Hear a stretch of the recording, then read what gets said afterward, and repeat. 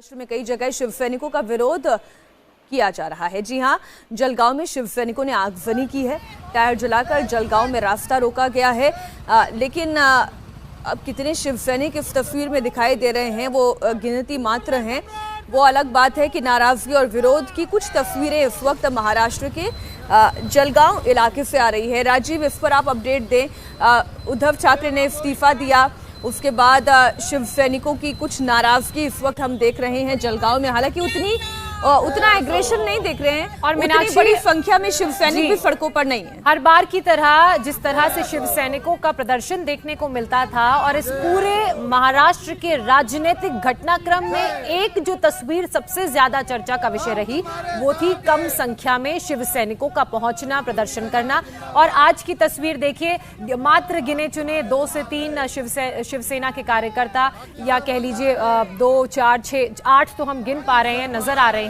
अब ऐसे में महाराष्ट्र में क्यों उद्धव ठाकरे को अपनी पार्टी के संगठन को मजबूत करने की कोशिशें लगातार करनी पड़ रही हैं? क्यों ये बातें सामने आ रही हैं कि एक बड़ा समर्थकों का धड़ा शिंदे गुट के साथ है, वो ये तस्वीर बता रही है। इसी बीच महाराष्ट्र के परभणी से भी बड़ी खबर, शिव सैनिकों का विरोध एक परभणी में भी देखा गया। जलगांव की तस्वीर हमने आपके सामने रखी।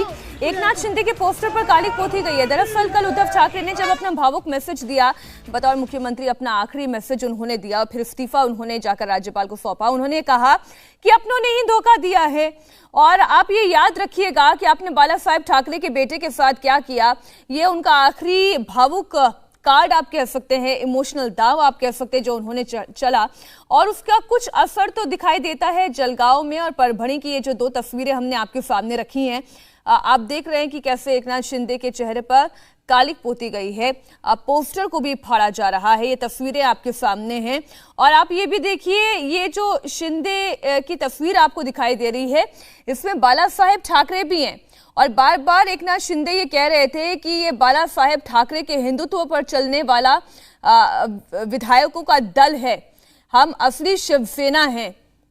हालांकि एकनाथ शिंदे की बात करें तो शुरू से उन्होंने अपने विधायकों के बिहाफ पर यही बात कही कि वो हिंदुत्व जिसके लिए बाला साहेब ठाकरे जाने जाते थे, जिसकी वजह से उन्होंने पार्टी का निर्माण किया और जो उनकी front foot line and length थी, वो उद्धव ठाकरे भूल चुके हैं। और कुछ ऐसी पार्टियों से उन्होंने गठबंधन कर लिया है जो शिवसेना के, उद्धव ठाकरे के पिताजी बाला साहब ठाकरे के हिंदुत्व पर बिल्कुल नहीं चलती है।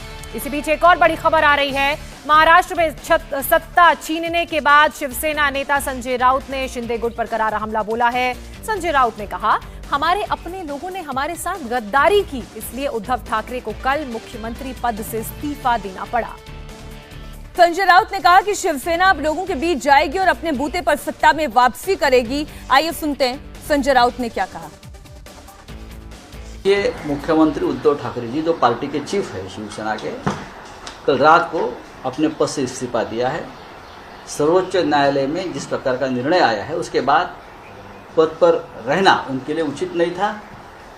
बहुत ही नैतिकता की राजनीति करने वाले वो नेता है। कल त्यागपत्र दिया है। लोगों से अपील की है कि किस परिस्थिति में उनको ये पद छोड़ना पड़ा। 2.5 साल तक उद्धव जी के नेतृत्व में कांग्रेस और राष्ट्रवादी की सरकार चली, शिवसेना उसमें थी अर्थात, और सभी का उनको सहकार्य मिला, सोनिया गांधी हो, पवार साहब हो। लेकिन उद्धव जी ने जाते वक्त कहा कि मेरे ही लोगों ने मुझसे गद्दारी की, बेईमानी की, इसलिए ये सरकार अब मैं नहीं चला सकता हूँ। लेकिन Shiv Sena is not born for power, power is born for Shiv Sena. हम सत्ता के लिए पैदा नहीं हुए, सत्ता हमारे लिए पैदा हुई। ये बाला साहब ठाकरे जी का एक मंत्र रहा हमेशा। हम वापस काम करेंगे और फिर एक बार अपने बलबूते पर सत्य पे आएंगे। मैं एक लॉ मेकर हूँ, मैं मेंबर ऑफ पार्लियामेंट हूँ, मुझे जिम्मेदारी मालूम है। मुझे मालूम है ये सब कौन कर रहा है, उनके पीछे कौन है और क्यों हो रहा है, ये पूरा देश जानता है।